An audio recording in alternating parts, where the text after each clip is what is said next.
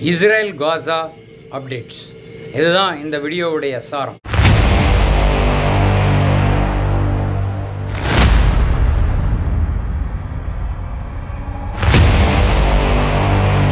இப்போ என்ன நடந்துக்கிட்டு இருக்கு அப்படின்னு பார்த்தீங்கன்னா, அட்டென்ஷன் ஃபோக்கஸ் எல்லாமே வெஸ்ட் பேங்க் அப்படிங்கிற ஏரியாவுக்கு திரும்பி இருக்கிறது. ஸோ இந்த டீட்டெயில்ஸ் என்ன, எதனால் இந்த ஃபோக்கஸ் இஸ்ரேல் கொடுக்குறாங்க அப்படிங்கிறத பற்றி இந்த வீடியோவில் பார்த்துடலாம் ஃப்ரெண்ட்ஸ். வீடியோக்குள்ளே போகிறதுக்கு முன்னாடி எப்போ சொல்கிற மாதிரி வீடியோ சப்ஸ்கிரைப் பண்ணிக்கோங்க. கமெண்ட் செக்ஷனில் கமெண்ட்ஸை கண்டிப்பாக பதிவு செய்யவும். நான் பிரகாஷ் பேசுகிறேன், மோட்டிவேஷன் நியூஸ் சேனல்.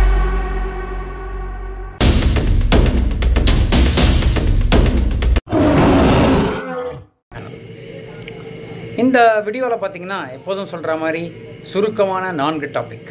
நம்பர் 1, இப்பொழுது நடக்கும் இந்த வெஸ்ட் பேங்க் அட்டாக் எங்கெல்லாம் நடக்குது, அதோடைய பின்னணி என்ன.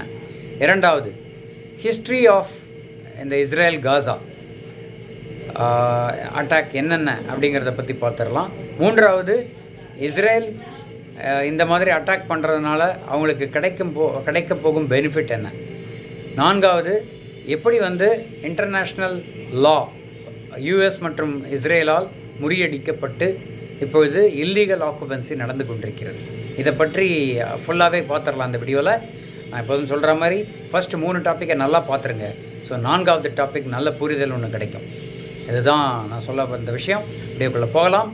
முதல்ல இப்போ நடந்துக்கிட்டு இருக்கிற இந்த Israel attack on west bank என்ன நடக்குது அப்படின்னு பார்த்தீங்கன்னா, இஸ்ரேல் நேற்றைய தினம் வெஸ்ட் பேங்கை அட்டாக் செய்திருக்கிறார்கள். ஸோ இஸ்ரேல் வெஸ்ட் பேங்கை அட்டாக் பண்ணியிருக்காங்க அப்படின்ற பொழுது என்ன நடக்குது அப்படின்னா, இஸ்ரேல் பேசிக்கலி பார்த்தீங்கன்னா அவங்க வெஸ்ட் பேங்க் ஏரியாவை முன்னாடியிலேருந்தே ஆக்குபை பண்ணிகிட்டு இருந்தாங்க. பட் சில ரெசிஸ்டன்சஸ் ஃப்ரம் இன்டர்நேஷ்னல் கம்யூனிட்டி ஒரு மாதிரி அவங்களுக்கு பாலஸ்தீனியன்ஸை இருக்க இடம் கொடுக்கப்படும்படி ஒரு கட்டாயத்தின் பேரில் அவர்கள் அங்கே பாலஸ்தீனியன் பீப்புளை இருக்க விட்டுருந்தாங்க, எஸ்பெஷலி ஜூஸ்ன்னு சொல்லலாம். ஸோ இவங்கெல்லாம் அங்கே வாழ்ந்து கொண்டிருக்கிறார்கள். இப்போ இது அட்டாக் ஆன் வெஸ்ட் பேங்க் அப்படின்னா டைரக்ட் அட்டாக் ஆன் பாலஸ்தீன் அப்படிங்கிறது தான் அதனுடைய சாரம்னு சொல்லலாம். ஸோ இந்த அட்டாக்ஸ் எதனால் நடக்குது அப்படின்னு இந்த இன்டர்நேஷ்னல் கம்யூனிட்டி மற்றும் ஜியோ பொலிட்டிக்கல் அனலிஸ்ட் சொல்கிற விஷயம் என்னன்னு பார்த்தீங்கன்னா, இது நேத்தன்யூ அவருடைய பவரை தக்க வைத்து கொள்வதற்காக செய்யும் ஒரு யுக்தி. ரைட் விங் ஆக்டிவிஸ்ட் ஆஃப் இஸ்ரேல்னு சொல்கிறாங்க. ஸோ இவங்கெல்லாம் ரொம்ப பவர்ஃபுல் இஸ்ரேல் கேபினெட்டில் இருக்காங்க. இவங்களுடைய இதுவே பார்த்திங்கன்னா இந்த ரைட் விங் எக்ஸ்ட்ரீமிசம்ங்கிறது தான் இப்போ இருக்கிற இதுவரை இஸ்ரேலில் காணப்படாத ஒரு எக்ஸ்ட்ரீமிஸ்ட் ஆக்டிவிட்டியாக கருதப்படுகிறது அப்படின்றது தான் ஜியோ பொலிட்டிக்கல் அனலிஸ்டுடைய ஒரு லுக்காக இருக்கிறது. ஸோ இப்படி பார்க்கும்பொழுது டெவலப்மெண்ட்ஸ் இப்போ வெஸ்ட் பேங்க்லலாம் ஃபுல் அட்டாக்ஸ் நடந்துக்கிட்டு இருக்கு. பாலஸ்தீனுடைய உள்ள ஏரியாஸில் தைரியமாக ஆக்குப்பை செய்து இஸ்ரேல் அவங்க அட்டாக்ஸை ஸ்டார்ட் பண்ணி விட்டார்கள் அப்படிங்கிறது தான் லேட்டஸ்ட் அப்டேட்ஸ். ஸோ இதுதான் முதல் பாகம். 2வதாக ஒரு ஹிஸ்ட்ரி சொன்னேன் இல்லையா, எதனால இந்த மாதிரி இஸ்ரேல் பாலஸ்தீன் கான்ஃப்ளிக்ட் வந்தது. இது கிட்டத்தட்ட 1800ஸ்லேருந்து நடக்கும் ஒரு விஷயம். அதாவது ஆரிஜின்ஸ்னு பார்த்தீங்கன்னா ஜியோனிசம் அப்படின்னு சொல்லிட்டு யூரோப்பில் ஒரு என்ன சொல்கிறது, ஒரு ரிலீஜன்னே சொல்லலாம். So first arrival of Jewish settlers அப்படின்ற ஜூஸ் ஃபஸ்ட்டு செட்டில் பண்ண ஆரம்பித்தது ஓட்டமன் பாலஸ்தீன் அப்படின்ற ஒரு இடத்துக்கு வர ஆரம்பித்தாங்க. 1882 நடந்த விஷயம் இது. இதுக்கப்புறம் அரப் பாப்புலேஷன் அங்கே ஆல்ரெடி இருந்தாங்க. அவங்க இவங்களுடைய அரைவலை அப்போஸ் பண்ண ஆரம்பித்தாங்க. ஏன்னா நாங்கள் நீங்கள் வந்துட்டீங்கன்னா நாங்கள் இந்த இடத்த விட்டு காலி பண்ண வேண்டுமோ அப்படின்ற ஒரு டெரிட்டோரியல் டிஸ்பிளேஸ்மெண்ட் அப்படின்னு சொல்கிற ஒரு விஷயமும், எங்களுடைய பொசஷன்ஸ் எல்லாம் நீங்கள் ஆக்குபை பண்ணிடுவீங்க, எங்களுடைய அசட்ஸ் எல்லாமே டேக் ஓவர் பண்ணிடுவீங்க அப்படின்ற மாதிரி ஒரு பயமும் இதற்கு முக்கிய காரணமாக அமைந்தது. ஸோ இதுதான் இந்த டோட்டல் இஸ்ரேல் பாலஸ்தீனுடைய ஒரு இஷ்யூக்கே ஸ்டார்டிங் பாயிண்ட்னு சொல்லலாம். இந்த ஜியோனிஸ்ட் மூமெண்ட் 1917 1917ஆம் ஆண்டு இதில் ஒரு இம்பீரியல் பவர் அப்படிங்கிற ஒரு பால்ஃபோர் டிக்ளரேஷன் அப்படின்னு சொல்லி பிரிட்டன் கொடுத்துருந்தாங்க. ஏன்னா அப்போல்லாம் இது பிரிட்டிஷ் காலனிக்குள்ளே வந்தது. ஸோ அப்போ பால்ஃபோர் டிக்ளரேஷன் ஒரு இது கொடுத்துருந்தாங்க.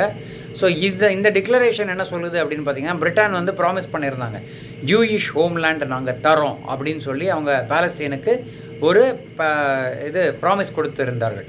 ஸோ இதுக்கப்புறம் இந்த பிரிட்டிஷ் ஆக்குபேஷன் இந்த ஓட்டோமன் ரீஜனில் தான் வந்து இந்த ஜூஸ் ஆக்குபை பண்ணாங்கன்னு சொன்னேன் இல்லையா. ஸோ இதில் வந்து இந்த வேர்ல்டு வார் 1 நடந்த அந்த காலகட்டத்தில் வந்து மேண்டேட்ரி பாலஸ்தீன் அப்படிங்கிறது வந்து பிரிட்டிஷ் மேண்டேட் படி அமைக்கப்பட்டது. ஸோ இப்படி வந்தது தான் இந்த பாலஸ்தீனியன் காலனிஸ் எஸ்டாப்ளிஷ்மெண்ட்ஸ் இந்த ஓட்டோமன் ரீஜனில்.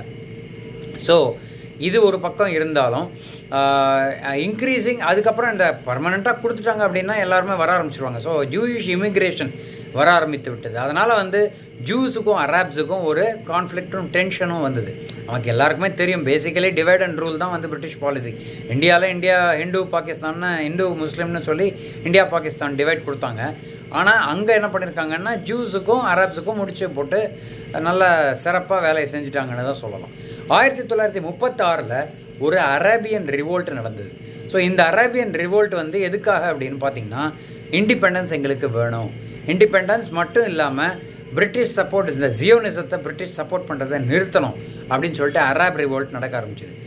இதை வந்து பிரிட்டிஷ் விடுவாங்களா, சப்ரஸ் பண்ணிட்டாங்க. இதெல்லாம் முடியாதுப்பா, நாங்கள் சொல்கிறதான் செய்யணும்னு சொல்லிட்டு ஒரே முகாமிட்டாங்க. இவென்ச்சுவலாக என்னாச்சு அப்படின்னு பார்த்தீங்கன்னா, இந்த யுனைடெட் நேஷன்ஸ் வரைக்கும் இந்த டென்ஷன்ஸ் பரவி ஒரு பார்ட்டிஷன் பிளான் போடும்படி யுனைடெட் நேஷன்ஸ் பரிந்துரை செய்தது. இது எப்போ அப்படின்னு பார்த்தீங்கன்னா, நமக்கு இண்டிபெண்டன்ஸ் கிடைத்த அதே வருடம் 1947 ஸோ இதனால் என்ன ஆச்சு அப்படின்னு பார்த்தீங்கன்னா, ஒரு சிவில் வார் அங்கே வெடித்தது. ஸோ சிவில் வார் வெடித்ததுன்னு சொல்லும் பொழுது 1948 அடுத்த வருடம் என்ன நடந்ததுன்னா, 1948 பாலஸ்தீன் வார் அப்படின்னு சொல்லிட்டு அந்த மேண்டேட்டுடைய கிட்டத்தட்ட 50% மேலே உள்ள அரேபியன் பாப்புலேஷன் வந்து அங்கிருந்து வெளியேறி விட்டனர்னு சொல்லலாம். இல்லைனா வந்து அதை வெளியேற்றி விட்டார்கள். யார் வெளியேற்றினாங்க அப்படின்னு பார்த்தீங்கன்னா, இஸ்ரேலி ஃபோர்ஸஸ் வந்து வெளியேற்றி விட்டார்கள். இந்த வார் முடிஞ்ச உடனே இஸ்ரேல் வந்து எஸ்டாப்ளிஷ் ஆகிவிட்டது. ஸோ இது வந்து ஆக்சுவலாக அரேபுக்கும் பாலஸ்தீனுக்கும் ஸ்டார்ட் ஆன ப்ராப்ளத்தில் பிரிட்டிஷ் வந்து இஸ்ரேலை நுழைச்சி இஸ்ரேலுடைய ஏரியாவை அதை கன்வெர்ட் பண்ணிட்டாங்க. எவ்வளோ தந்திரமாக பண்ணியிருக்காங்க பாருங்கள். இஸ்ரேல் இது வரைக்கும் சீன்லேயே இல்லை. நீங்கள் கூட ஆச்சரியப்பட்டுக்கலாம், என்னப்பா சடனாக இஸ்ரேல் சொல்கிற, இஸ்ரேல் உள்ளே வந்துட்டாங்க, உள்ளே வந்து எங்களுடைய ஏரியா இதுதான் அப்படின்ற மாதிரி வந்துட்டாங்க. ஸோ இந்த இடத்துல தான் காசா ஸ்ட்ரிப் மற்றும் வெஸ்ட் பேங்க், இது வந்து இந்த 2 ஏரியாஸும் இருந்தது. இந்த 2 ஏரியாவும் வந்து ஈஜிப்ட் அண்ட் ஜோர்டான் ரெண்டு கண்ட்ரிஸ் வந்து இதை கண்ட்ரோல் பண்ணாங்க. இதுக்கப்புறம் 1967 1967 ஒரு 6 நாள் யுத்தம் நடந்தது, 6 டே வார். இதில் வந்து இது எதுக்காக அப்படின்னா, இப்போ உள்ள கனெக்ட், நீங்கள் என்னடா கதை சொல்கிறேன்னு நினைக்காதீங்க, இப்போ இருக்கிற அந்த வெஸ்ட் பேங்க் உடைய பிரச்சனை வந்து அப்போ ஆரம்பித்தது. 1967 ஆரம்பித்த பிரச்சனை. இஸ்ரேல் வந்து வெஸ்ட் பேங்க்ல மற்றும் காசா ஸ்ட்ரிப்பை ஆக்குப்பை செய்வதற்காக இந்த வார் நடந்தது. இது வந்து கலெக்டிவாக இந்த 2 ஏரியாலையும் தான் வந்து பாலஸ்தீன் பாப்புலேஷன், அதாவது ஜூஸ் பாப்புலேஷன் நிறைய இருந்தது. அதற்கு பேர் பாலஸ்தீன் டெரிட்டரின்னு சொல்லியிருந்தாங்க. ஸோ 2 பாலஸ்தீனியன் அப்ரைசிங்ஸ் வந்து இஸ்ரேலை எதிர்த்து அங்கே ஆரம்பிக்கப்பட்டது. அதோடைய ஆக்குபேஷன் வந்து அந்த மாதிரி ஆக்குபை பண்ணுவோன்னு சொல்லிட்டு ப்ரொட்டஸ்ட் வந்து 1987 ஒரு வாட்டி நடந்தது. அதற்கு பிறகு 2000 நடந்தது. த ஃபர்ஸ்ட் அண்ட் செகண்ட் இன்டிஃபிடாஸ் அப்படின்னு சொல்கிறாங்க. ஸோ இதை தவிர இஸ்ரேல் ஆக்குபேஷன் வந்து லாங்கஸ்ட் மிலிட்ரி ஆக்குபேஷன் இந்த ஏரியாவில்னு சொல்லி சொல்லப்பட்டது. ஏன்னா வந்து பல வருடமாக இஸ்ரேலுடைய ஆக்குபென்சி இருக்குது, அங்கே நாங்கள் போயிடுவோம்னு சொல்லிட்டு அங்கே இடத்துல இருந்துகிட்ருக்காங்க. இதனால் வந்து எல்லாரும் என்ன சொல்ல ஆரம்பிச்சிட்டாங்கன்னா, இன்டர்நேஷ்னல் கம்யூனிட்டி உட்பட UN உட்பட எல்லோருமே வந்து இதை வந்து இல்லீகல் செட்டில்மெண்ட் ஏரியா அப்படின்னு சொல்லி இஸ்ரேலுக்கு எதிராக சொல்லியிருந்தனர். இன்ஸ்டிடியூஷனலைஸ் டிஸ்கிரிமினேஷன் அகெயின்ஸ்ட் பாலஸ்டீனியன்ஸ் நடந்து கொண்டிருக்கிறது அப்படின்ற மாதிரியும் ஒரு விஷயம் நடந்தது. இன்டர்நேஷ்னல் கம்யூனிட்டியே இதை வந்து ரொம்ப கிரிட்டிசைஸ் பண்ணிட்டு இருந்தாங்க. இதில் எக்ஸப்ஷன் யாருன்னு பார்த்தீங்கன்னா, அஃப்கோர்ஸ் யார், அண்ணன் தம்பி US இஸ்ரேல், அவங்க 2 பேர் தான் வந்து இதுக்கு இல்லைப்பா நாங்கள் அப்படி தான், ஒன்றும் இது இல்லை, பிரச்சனை இல்லைன்ற மாதிரி இருந்தாங்க. பட் இன்டர்நேஷ்னல் கம்யூனிட்டியை அதை எதிர்த்தார்கள். இது 1980s நடக்கும் விவகாரம். இதை தவிர 2 ஸ்டேட் சொல்யூஷன் கொண்டு வரணும்னு சொல்லி 1967 வந்து 1967 borders resolution of Palestinian refugees அப்படின்ற மாதிரி இந்த பிரச்சனைக்கு ஒரு முடிவு கட்டிடலான்னு 1967 ஆரம்பித்த இஷ்யூ இன்று வரை தொடர்ந்து கொண்டிருக்கிறது. US Israel have instead preferred bilateral negotiations. எல்லாரும் என்ன சொன்னாங்கன்னா, இதை வந்து முடிச்சு விட்டுருங்க, இந்த பிரச்சனையை டோட்டலாக வந்து பாலஸ்தீன் ஏரியாவை டிமார்க்கேட் பண்ணி கொடுத்துருங்க, இஸ்ரேல் தனியாக இருக்கட்டும்ன்ற மாதிரி சொன்னாங்க. இவங்க ஒத்துப்பாங்களா, விடுவாங்களா? US அவங்களுக்கு சண்டை இருந்தால் தானே அவங்க வியாபாரம் நடக்கும், டிஃபென்ஸ் வியாபாரம். கண்டிப்பாக அதுக்கு தகுந்தாற் போல் என்னாச்சுன்னா, இவங்க பைலாட்ரலாக நம்ம பேசிக்கலாம். எப்படி வந்து ஜம்மு காஷ்மீர் இஷ்யூவில் பைலாட்ரல் டிஸ்கஷன் அப்படின்னு சொல்லி நல்லா உருட்டுனாங்களோ அதே மாதிரி இந்த உருட்டி சக்ஸஸ்ஃபுல்லாக உருட்டிருக்காங்கன்னு தான் சொல்லலாம். ஸோ இன்டர்நேஷ்னல் லா படி நாங்கள் ரிசால்வ் பண்ணுவோம் அந்த கான்ஃப்ளிக்டை அப்படின்னு சொல்லிட்டு ஆரம்பித்து இது நாள் வரை நடந்து கொண்டிருக்கிறது. இப்போ ரீசெண்ட் இயர்ஸில் பப்ளிக் சப்போர்ட் வந்து இந்த 2 ஸ்டேட் சொல்யூஷனுக்கு குறைந்து விட்டது. ஏன்னா வந்து ரொம்ப நாளாக ஃபைட் பண்ணி பார்த்தானுங்க, ஒன்றும் வேலைக்கு ஆகலை, விட்டானுங்க. ஸோ அது அந்த ஒரு இதில் வந்து இப்போது எங்கே எது பேசினாலும் சரி, இப்போ நேத்தன்யாஹூ என்ன பண்ணுறாரு, அவருடைய பொசிஷனை தக்க வைத்து கொண்டதற்காக ஈரானை எதிர்த்து நான் சண்டை போடுவேன், காசா ஸ்ட்ரிப்பில் அடிப்பேன், ஹமாஸ் வேற எதுக்க ஆரம்பிச்சிட்டாங்க பெரிய லெவலில். அது ஒரு ப்ரெஸ்டீஜ் இஷ்யூவே ஆகிடுச்சு அவருக்கு. அவருடைய பவர் சர்வைவருக்கு கண்டிப்பாக வந்து பிரசிடென்ட் அப்பாஸ் மற்றும் பிரைம் மினிஸ்டர் நேத்தன்யாஹூ 2 பேருமே வந்து பயங்கர தீவிரமாக இருக்காங்க இந்த விஷயத்துலங்கிறதுல எந்த சந்தேகமும் இல்லை ஃப்ரெண்ட்ஸ். ஸோ இஸ்ரேல் வந்து அதனுடைய காசாவோட ரிலேஷன்ஷிப்பை ரொம்ப அந்த லாஸ் ஆஃப் வார் அப்படிங்கிற பேசிஸில் தான் வந்து யுத்த ரூல்ஸ் அப்படின்னு சொல்லிட்டு எஸ்டாப்ளிஷ் பண்ணிட்டாங்க. ஸோ பாலஸ்தீனியன் டெரிட்டரிஸ் வந்து ஒரு பொலிட்டிக்கல் யூனிட்டாக இருந்தாலும் இஸ்ரேல் தான் வந்து இல்லீகலாக இந்த வெஸ்ட் பேங்க் மற்றும் காசா ஸ்ட்ரிப்பை ஆக்குப்பை செய்து கொண்டிருக்கிறது. ஸோ இதுதான் இந்த வெஸ்ட் பேங்க் அட்டாக்குடைய மூல காரணம் அப்படின்னு நான் சொல்வேன்.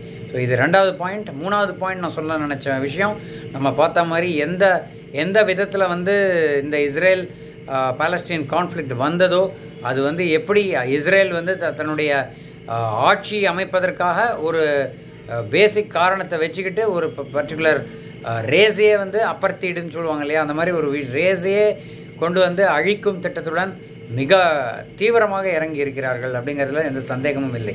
இது ஆக்சுவலாக பார்த்தீங்கன்னா யூஎஸ்க்கு ரொம்ப ஒரு லட்டு சாப்பிட்ற மாதிரி ஒரு விஷயம்னு சொல்லலாம். இப்போ உள்ள நடக்க இருக்கும் யூஎஸ் எலெக்ஷனுக்கு கூட இது பயங்கர லெவலில் நம்ம பார்த்தீங்கன்னா கமலா ஹாரிஸுக்கும் ட்ரம்ப்புக்கும் இடையில கூட இந்த இஷ்யூ பயங்கரமாக வெடிக்கிறதுக்குள்ள பாசிபிலிட்டி இருக்குது. ஏன்னா ட்ரம்ப் ஈஸியாக சொல்கிறார், இதெல்லாம் வந்து வேலைக்கே ஆகாது, ட்ரேடை பாருங்கப்பா, எதுக்கு சண்டை போட்டுட்ருக்கீங்க, டக்குன்னு முடிச்சு விட்ருவோன்ற மாதிரி இருக்கார்.